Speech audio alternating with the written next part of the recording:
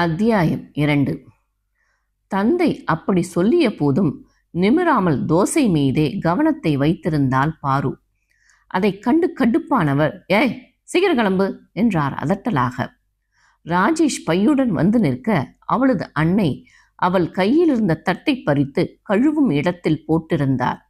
இத்தனை நடந்தும் அலட்டிக்கொள்ளாமல் அவர்களின் எதிரே நிமிர்ந்து நின்றவள், எதுக்குப்பா என்ன விரட்டுறீங்க, என்ன பிரச்சனைங்க என்றால் அவரை ஆராய்ச்சி பார்வை பார்த்து கொண்டே. அவளது கேள்வியில் கோபமடைந்திருந்த ராஜேஷ் பையை கீழே வைத்துவிட்டு, என்னடி கேள்வியெல்லாம் கேட்குற, நீ முதல்ல கிளம்பு என்று அவளது கைகளை பற்றி இழுத்தான். பட்டென்று அவனது கையை உதறியவள், அண்ணன்னு பேசாம விடுறேன், இது என்ன பழக்கம் உனக்கு, அதுவும் வாடி போடின்னு வேற கூப்பிடுற என்று எரிந்து விழுந்தாள். அவளிடம் கோபப்பட்டால் முடியாது என்பது புரிந்து போக, இங்க பாரு, எங்களுக்கு இங்கே ஒரு பிரச்சனை இருக்கு, அது முடிகிற வரை நீ இங்கே வர்றது நல்லதில்லை என்றார் தந்தை சுவற்றை பார்த்து கொண்டு. அவரின் முன்னே சென்றவள், ஏதோ ஒரு படத்தில் வருமே, ரவுடி ஒருத்தன் உங்கள் வீட்டு பொண்ணை தூக்க போறேன்னு சுத்துவானே, அது போல எதுவும் என்றால் சிரிப்பை அடக்கியபடி.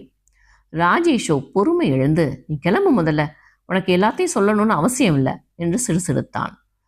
கஜேந்திரனும் மணியாச்சு வா என்று சொல்லிவிட்டு முன்னே நடந்தார். செல்லுபவர்களையே பார்த்து கொண்டிருந்தவள் அழுத்தமாக அங்கேயே நின்றுவிட்டாள். மங்களம் அவளையே கலக்கத்துடன் பார்த்து கொண்டிருந்தார். அவள் வரவில்லை என்பதை உணர்ந்தவர்கள் திரும்பி பார்க்க கஜேந்திரன் ஒரு நிமிடம் கண்களை அழுந்த மூடி திறந்தவர், விடுடா, நீ போய் சும்மாவை ரெடி பண்ணு, ராத்திரியோட ராத்திரியா அதில் போட்டு கொண்டு போயிடுவோம் என்றவரை முதன்முறையாக அதிர்ச்சியுடன் பார்த்தாள். அங்கே இருந்த நாற்காலியில் அவர் அமர்ந்து கொள்ள ராஜேஷ் கதவை திறந்து கொண்டு வெளியேறினான். முகமெல்லாம் சிவந்து போக தந்தையின் முன்னே வந்தவள், என்னப்பா நடக்குதுங்க, ஏன் என்ன துரத்துறீங்க, இங்க பாரு, எதையும் கேட்காம ஒழுங்கா போய் படிக்கிற வேலையை மட்டும் பார்க்கணும். என்ன பண்ணிட்டு இருக்கீங்கப்பா, 2 வருஷமா என்னை இங்க வரவே விடல, என்னோட ரூமும் பூட்டி இருக்கு, என்னதான் நடக்குதுங்க. அவளது அடுத்த கேள்வியில் கோபம் எழ, அரைஞ்சிருவர் ராஸ்கல் என்றவர் மங்களத்திடம், பொண்ணா வளர்த்து வச்சிருக்க, நாங்க சொல்றதை கேட்டு மரியாதையா அவளை கிளம்ப சொல்லு, இல்லைனா உனக்கு தான் அடி விழும் என்று எகிறினார். கண்களில் நீருடன் அவளை பார்த்த அன்னையை கண்டு மனம் உருகியவள், என்னப்பா, என்னை பணிய வைக்க அம்மாவை வைத்து மிரட்டி பார்க்குறீங்களா, என்னால் இங்கேருந்து போக முடியாது, விஷயம் என்னன்னு தெரிஞ்சுக்கிற வரை இந்த இடத்த விட்டு நான் போகவே மாட்டேன், மீறி முயற்சி பண்ணால் நான் என்ன வேணாலும் பண்ணுவேன் என்றால் மிரட்டலாக. அப்பொழுது அவருக்கு ஃபோன் வர எடுத்து பேசியவர் மேலும் டென்ஷன் ஆகி, வேற வழியே இல்லையா, சரி நீ அப்படியே கிளம்பு, இங்கே நான் பார்த்துக்கிறேன் என்று சொல்லி ஃபோனை வைத்து விட்டார். அவள் அருகில் வந்தவர், நீ இங்கே இரு, ஆனால் வெளியில் வாசலுக்கு எங்கேயும் போகக்கூடாது, வீட்டுக்குள்ளேயே தான் இருக்கணும், எங்கே போகணும்னாலும் எங்களோட தான் வரணும். அவரை நிமிர்ந்து பார்த்தவள் இதழில் எழுந்த ஏளன புன்னகையுடன், மொத்தத்தில் ஹவுஸ் அரெஸ்டில் இருக்க சொல்கிறீங்க, எப்போலேருந்து இப்படி ஆனீங்கப்பா. அவளது கேள்வியை கண்டு கொள்ளாமல், இவளை கண்காணிக்க வேண்டியது உன் பொறுப்பு, ஏதாவது தப்பு நடந்துச்சுன்னு வச்சுக்க, உன்னை தான் தூக்கி போட்டு மிதிச்சிருவேன் சொல்லிட்டேன் என்று சொல்லிவிட்டு வெளியேறினார். இதை சற்றும் எதிர்பார்க்கவில்லை. 2 வருடத்திற்குள் எத்தனை மாற்றங்கள் அவள் குடும்பத்தில், என்ன நடக்கிறது இங்கே, எதனால் இந்த மாற்றம், யாரை கண்டு பயப்படுகிறார்கள், ஏதோ ஒரு சம்பவம் இவர்களை இப்படி மாற்றி இருக்கிறது, அது என்னவென்று கண்டுபிடிக்க வேண்டும் என்று எண்ணிக்கொண்டாள். மங்களமோ கண்ணீருடன் மகளிடம் வந்து கைகளை பற்றி கொண்டு, அப்பாவும் அண்ணனும் சொல்றதை கேட்டு நடந்துக்க பாரு, அதுதான் உனக்கு நல்லது என்றார். ஏம்மா, நீயாவது சொல்ல, என்ன பிரச்சனை. முந்தானையை எடுத்து வாயில் வைத்து கொண்டவர், இந்த உசுறு இவ்வளவுக்கு பிறகும் போகாம இருக்கிறதே பெருசு, நீயும் என்னை கொண்டாத பாரு, தயவு செஞ்சு இங்கேருந்து கிளம்பிடு என்று சொல்லிவிட்டு அறைக்குள் சென்று விட்டார். அன்னையின் செயலில் திகைத்து போய் அப்படியே அமர்ந்து விட்டார். அதே நேரம் இதயா பரோட்டா போட கல்லையும் மாவையும் தயார் செய்து கொண்டிருந்தான். ஹோட்டலின் முன்பு பரோட்டாவிற்காக கூட்டம் நின்றது. ஆனால் அதில் பாதி பேர் அவனது பாடலுக்காக காத்து கொண்டும் இருந்தனர் என்பதுதான் முக்கிய செய்தி. பெருசுகள் சில கடையின் முன்னே இருந்த பெஞ்சில் அமர்ந்து கொண்டு, இதயா இன்னைக்கு என்ன பாட்டுறா என்றது. அவனோ மென் சிரிப்புடன், நான் தேடும் செவ்வந்தி பூவிது, ஒரு நாள் பார்த்து அந்தியில் பூத்தது என்று உற்சாகமாக பாடிக்கொண்டே மாவை அடித்து பிசைய ஆரம்பித்தான். அடடா, என்னமா பாடுற, ஏண்டா நீ ஏன் இந்த சூப்பர் சிங்கர் பக்கம் போகக்கூடாது என்றான் ஒருவன். அதை கேட்டு சிரிப்புடன், நான் அங்கே போயிட்டா அப்புறம் தினமும் நீ யார்கிட்ட பாட்டு கேட்ப, அதுவும் சரிதான், நீ எங்கேயும் போய் தொலைச்சிடாத. அன்னத்தை எந்தன் விரல் தொடுமோ என்று அவன் சத்தமாக பாட, தனது வீட்டின் ஹாலில் அமர்ந்திருந்தவள் மெல்ல எழுந்து சென்று ஜன்னல் கதவை திறந்து எட்டி பார்த்தாள். ஹோட்டல் வாசல் மட்டும் தெரிய, கூட்டமாக நிற்பவர்களின் தலை மட்டும் தெரிந்தது.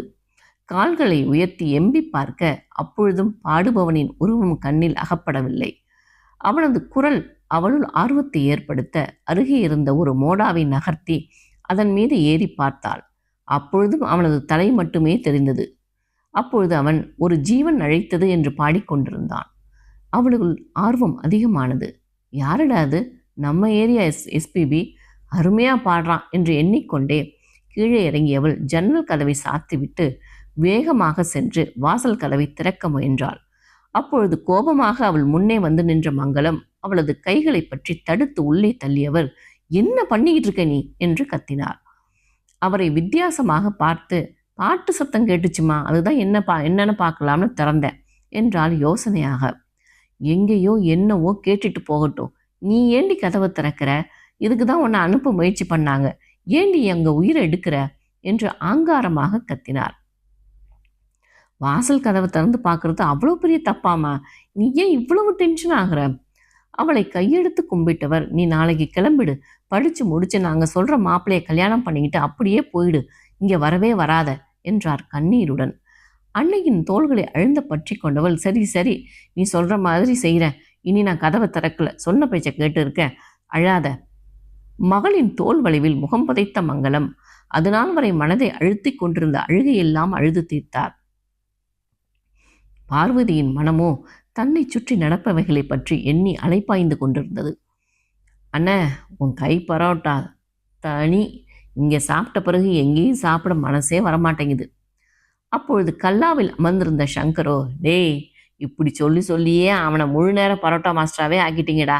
அவன் டபுள் டிகிரி படிச்சிருக்கான், அதுக்கேற்ற வேலைக்கு போகாமல் இங்கே சுற்றிட்டு இருக்கான்னு கவலையில் இருக்கேன் நானே, இவனுங்க வேற வந்து என்றவரை பார்த்து சிரித்த இதயா, என்னை விட்டுட்டு வேற மாஸ்டர் தேட போறியாண்ணே?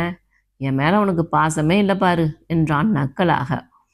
அருகில் கிடந்த கரண்டியை எடுத்து அவன் மீது எறிந்து, செம்ம கடுப்புல இருக்க, நான் சொன்ன வேலைக்கு அப்ளை பண்ணியா இல்லையா என்றார் கோபமாக. மெல்லிய சிரிப்புடன், அது எதுக்குண்ணே, இங்கேயே சுகமாதானே இருக்கேன் என்று அவரை கடுப்பேற்றினான். வேண்டாம்டா, ஏதாவது சொல்லிட போகிறேன், மரியாதையை நாளைக்கு அப்ளை பண்ணிடு.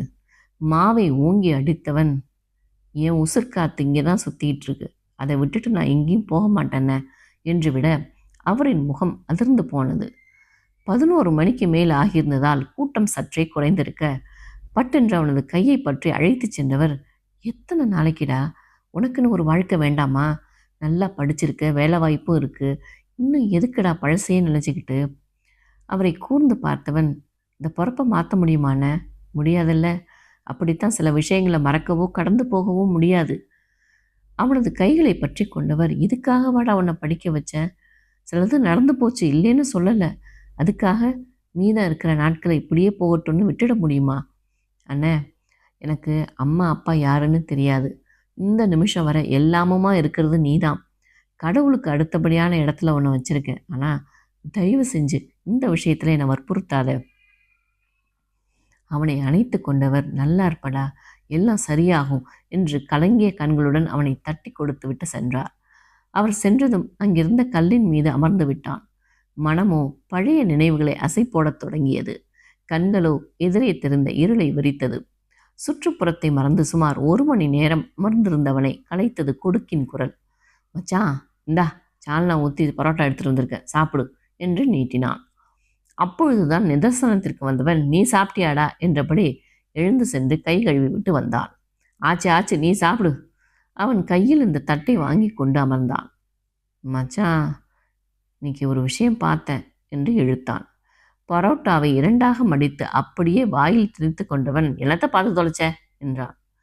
தலையை லேசாக சொரிந்து, அது ராஜேஷ் தங்கச்சி வந்திருக்கு மச்சான் என்று விட்டு அவன் முகத்தை ஆராய்ந்தான். மற்றும் ஒரு பரோட்டாவை சுருட்டி கொண்டிருந்தவனின் கைகள் 1 நிமிடம் அப்படியே நின்றுவிட, பின் சுருட்டிய பரோட்டாவை அப்படியே வாயில் திணித்து கொண்டவன், அதுக்கு என்ன பண்ண சொல்கிற என்றான். இல்லை, 2 வருஷம் கழிச்சு வந்திருக்கு. அதுக்கு என்ன மச்சான் இப்படி கேட்குற? அவனை நிமிர்ந்து பார்த்தவன், முடிஞ்சு போனது போனதாகவே இருக்கட்டும், கொடுக்கு, என் வழி என்னோடவே போகட்டும், விட்டுடு, இதை தொடர வேண்டாம். இல்லை மச்சான் என்றவனை இடைமறித்தவன், சொன்னா கேளுடா, இதை அப்படியே விட்டுடுங்க என்றான். முகத்தில் கோபம் தெரிய, எப்படி மச்சான் அசால்ட்டாக விட சொல்கிற? அந்த ராஜேஷை கொன்று போடணும்னு துடிக்குது எனக்கே. நீ எப்படி விட சொல்கிற? பழிக்கு பழி வாங்கிட்டா போன உசுறு வந்துருமாடா? ஒவ்வொரு நாளும் நாம் படுற வேதனையை திருப்பி தந்துட முடியுமா? வேண்டாம், இதோடு விட்டுடுங்க என்றபடி கை கழுவி கொண்டு எழுந்து சென்று விட்டான். கொடுக்கோ ஆத்திரத்துடன் அமர்ந்திருந்தான். அவனது மனம் நடந்தவைகளை எண்ணி குமுறிக் கொண்டிருந்தது. தனது நண்பனின் வேதனைக்கு காரணமானவர்களை துடிக்க வைக்க வேண்டும் என்று முடிவெடுத்து கொண்டான்.